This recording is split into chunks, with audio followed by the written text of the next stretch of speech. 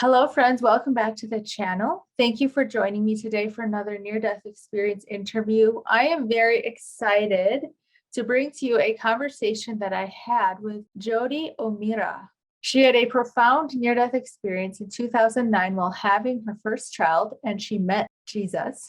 And since then began to have a number of spiritual experiences, including receiving messages from those who have passed over, those who are about to pass over, those ill with Alzheimer's or dementia, and those stuck needing help to pass over into the light.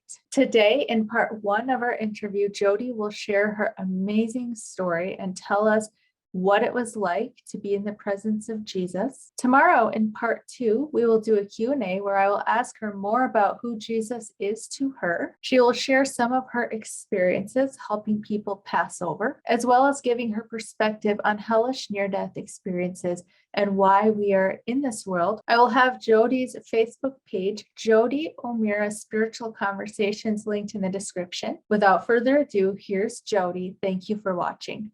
Hello, Jody. Thank you so much for joining me today. I'm very honored and excited to have you on the channel to hear about your near-death experience. Thank you. Thank you for joining me. No, you're welcome. So would you like to start by sharing your near-death experience story and any information that is relevant? Certainly. Okay, so my near-death experience was in 2009. I was pregnant with my daughter, my first child, and I had preeclampsia present itself at 24 weeks. So 24 weeks gestation. So with that, that's quite unusual. And what it means is you're going to have a premature baby because what they're trying to do is keep the balance between you staying well enough and the baby staying in as long as they can possibly keep the baby in to give it the best chance.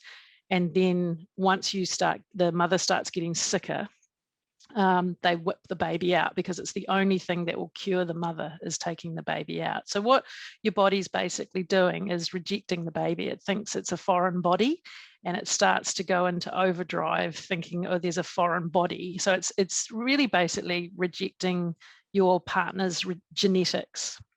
And often happens with the first child, but some people have had it happen with the second. There's some people who are more kind of predestined to have it. I didn't realize that my mother and my husband's mother had both had it. Usually it happens later in the pregnancy, a lot later, about 39 weeks, but mine started at 24 weeks. So I ended up in hospital and on bed rest and slowly got sicker and sicker. And unbeknownst to them, by the time they came to the 26 weeks, which is when they took my daughter out, my liver had been compromised. So what will happen if it's really bad preeclampsia is your body will go into shutdown. And they call this HELP syndrome. So all your organs are starting to shut down. So you're effectively dying. So they didn't realize, and there's only a 1 in 10,000 chance of it happening. So it's not common for the liver to bleed out. So I got that 1 in 10,000. And they didn't find out it was bleeding out until they opened me up.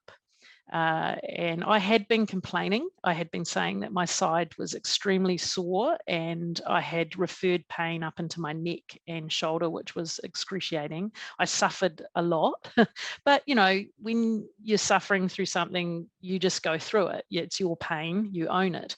So I kind of went with it. I'd started having spiritual experiences before that. I was they put me on a ward by myself to give me quiet and rest. They often put you in a darkened room because your blood pressure is going up and you might have a stroke or seizures. So I was kept very quiet and I woke up in the middle of the night and I see spirit as shadow people. Often people do. I don't see them like you and me. And if they appear to me, like standing in front of me, they're shadow people. If they're in my dreams, obviously they're different. so yeah, I saw the shadow person standing there and I knew it was a woman. I have knowings with them. So I knew it was a woman, and I just knew it was my great aunt Eleanor. I'd never met her, didn't know her. I'd seen photographs of her, and I'd heard that she was, that we had a lot in common. So I always thought she was rather lovely, but that was about it. And I just knew it was her. I was like, oh, it's Eleanor. And I don't know, I'm very much that sort of person. I just kind of accepted it. And I had this overwhelming feeling of peace and calm.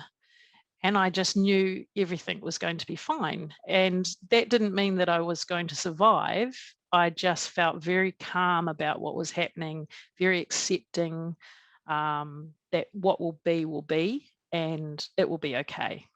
So a couple of days later was when they took out my daughter, and I was on the operating table, and I could see the surgeon's eyes, and I could see over the top of her mask that they were just about popping out of her head. And I thought, oh, I just internally thought, oh, there's something's wrong. And then she started saying very calmly, there's old blood in here. There's old blood in here. And obviously that meant something to her medical team, but nothing to me.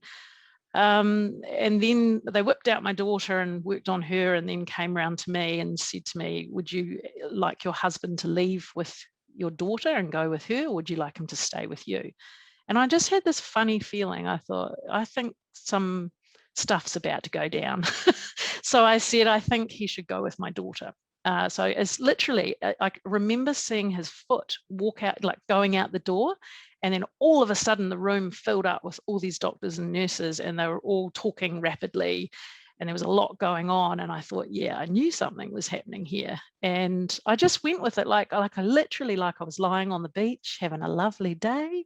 I was totally calm. I was totally relaxed. And they couldn't believe it. And they came over and they said, Jody, we need to cut you up further to get to your liver. And I was, because your liver's bleeding out. And I was like, yeah, okay, that's fine. Didn't even think about it, what that meant or anything. And they started working on me.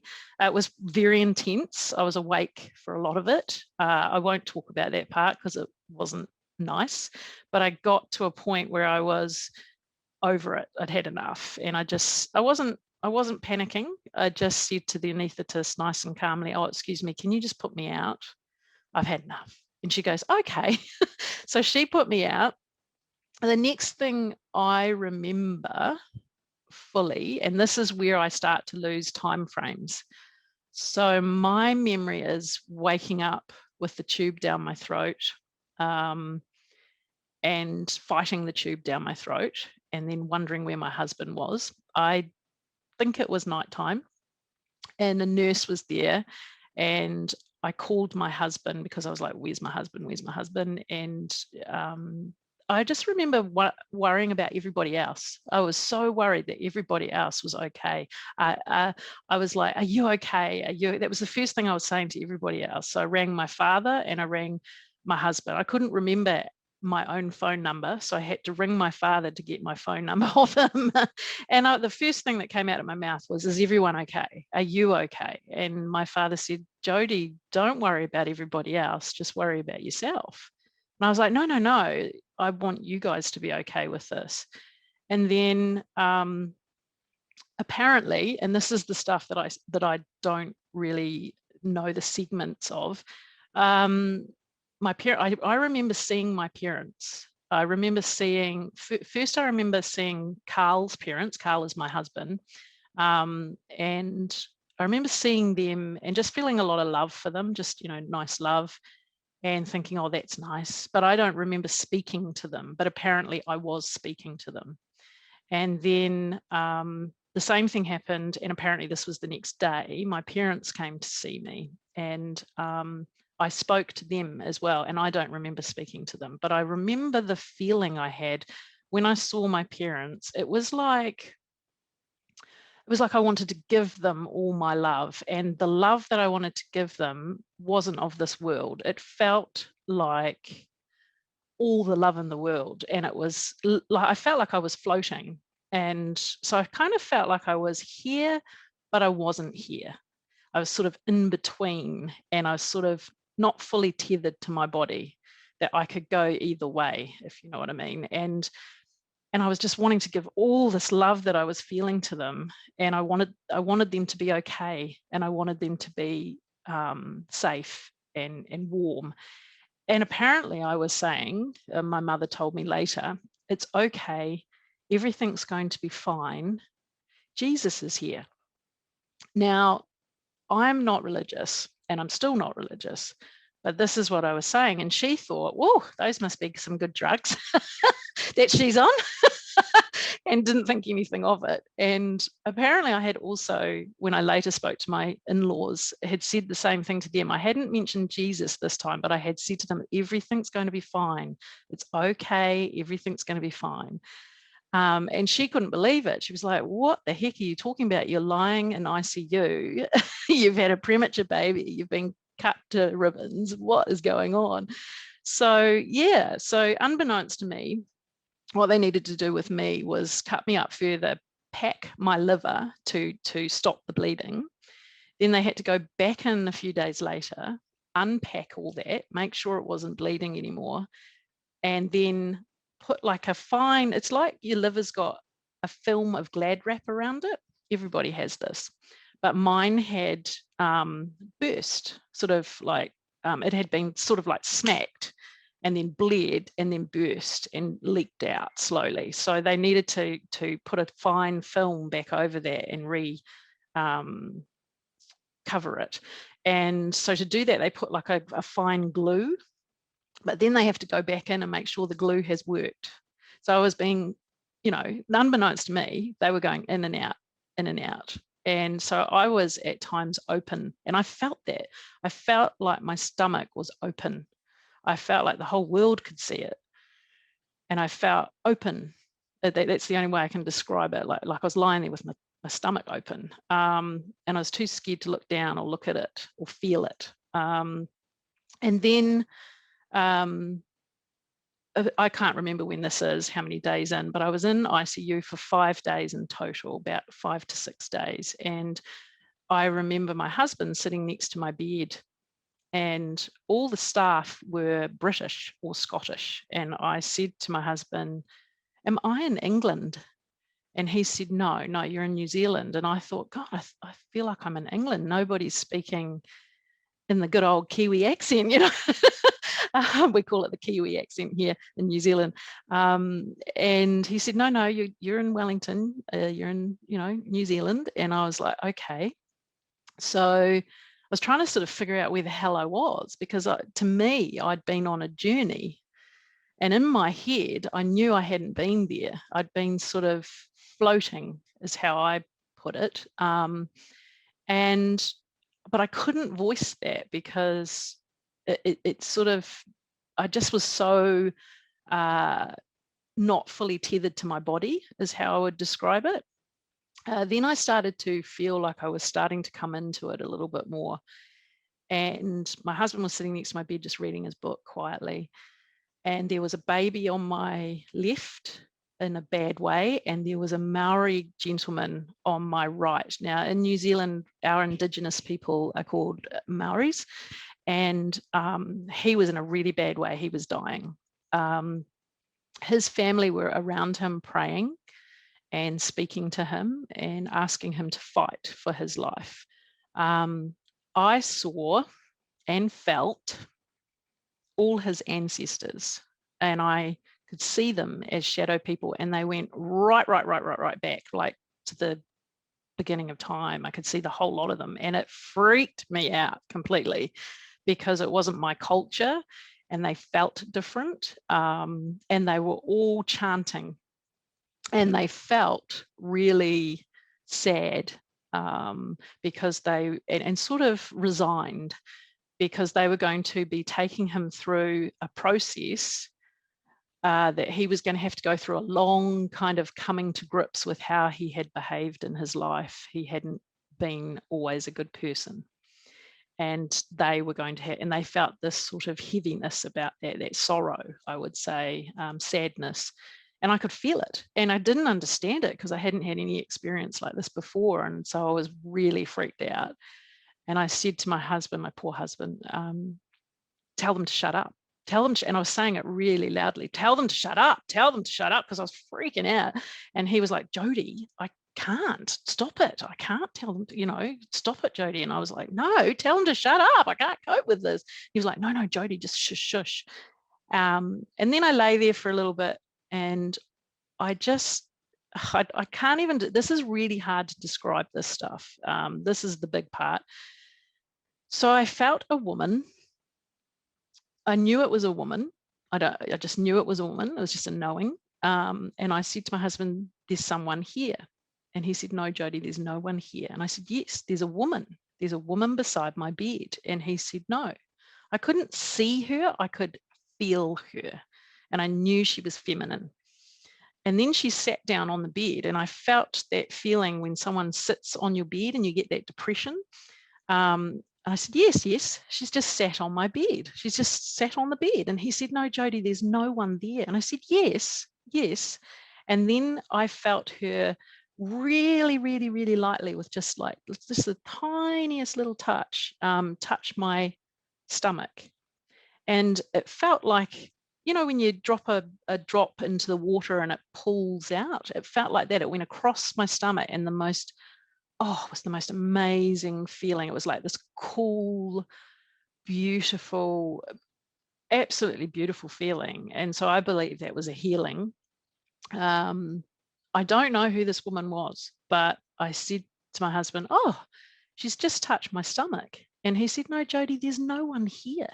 I said, yeah, there is. And then I could just feel something coming. I could feel this presence coming, and it was big.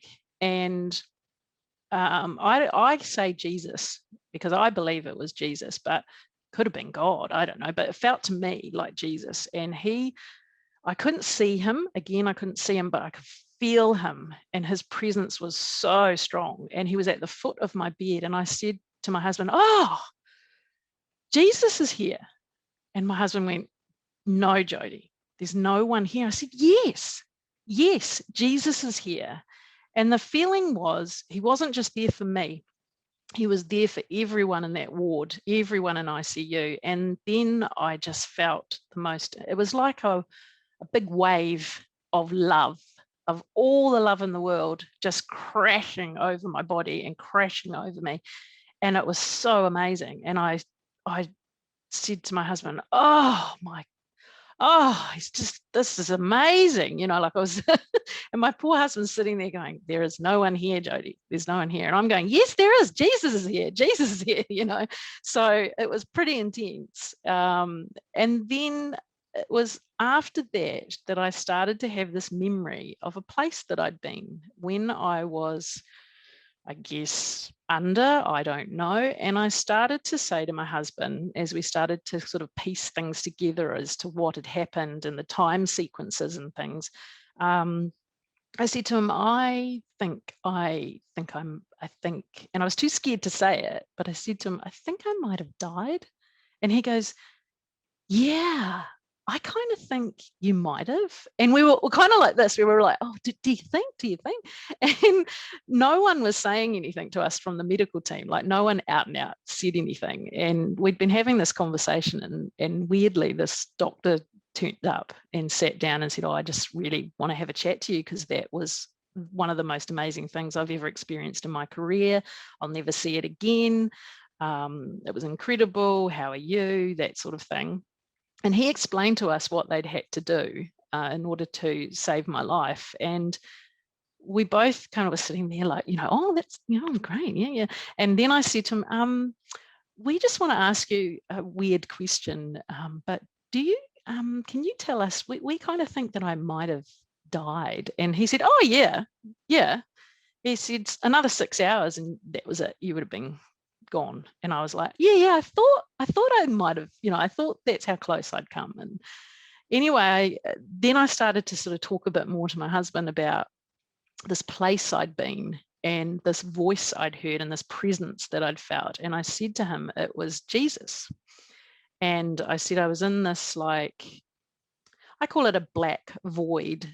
So I don't believe I went to heaven. I didn't go into the light or through the light. I went to this black void, but it wasn't black like nothing there and felt cold or awful. It was a beautiful black, and it was like a soft charcoal. And it was very floaty. I was floating. I knew this person, Jesus, was next to me. I knew it was Jesus. I knew he was male, and he was talking to me. And what I mainly remember from it, I don't remember our full conversation. What I mainly remember is this feeling of he felt like a brother or a father figure, sort of really paternal and really caring. He didn't feel like I had to bow down to him or be in awe of him. I felt like his equal, like a mate, like a friend, and that we'd known each other, for ages, like how you do with your friends, and that we just got on really well. He was funny. He was really funny. I remember laughing a lot. But I mainly remember him showing me my husband and daughter's life, like a little movie, of what their life would be like. And he showed me her growing up, becoming older. And he showed my husband meeting another woman. He didn't show me, I don't remember seeing any more children of them, of who my husband would end up with. But he basically, it was like a knowing that if that's what happened, if I was no longer there, if I passed away, they would be okay, that everything would be fine, and it would be how it was supposed to be. And they would just have a different life journey than they would have if I was there bringing up my daughter and with my husband. And that was okay. It wasn't, I didn't feel anything about it. I just thought, oh, okay, that's cool. I felt really okay with it and really accepting of it. And I saw my daughter and what she looks like now, actually very similar to what she looks like now. She's 12 years old now. And I saw her like that. And she had her trials and tribulations and her angsts, and they still went through, difficult times and missed me and things like that. But it was just a different life experience, and they would learn different lessons and have kind of different knowledge from those experiences. So that's how it kind of played out to me. I don't remember having a choice. No one said to me, you can stay or go. There was no choice. I just suddenly was back in my body. And so I was suddenly back having those conversations with my parents I just spoke about, having that experience in the hospital that I just spoke about. So I've sort of pieced things together over time, and that is that Jesus came back and visited me again. And the question is, why did he do that? He'd already met me, so why did he come back? And why did he do that? So what has happened since then? And this is the thing I think is it's taken me a lot to accept and a lot of time to come to grips with, because I'm not religious. Is that now going forward, I have spiritual experiences and they started happening probably about a few years after my daughter. I can't really remember, actually, it just started happening.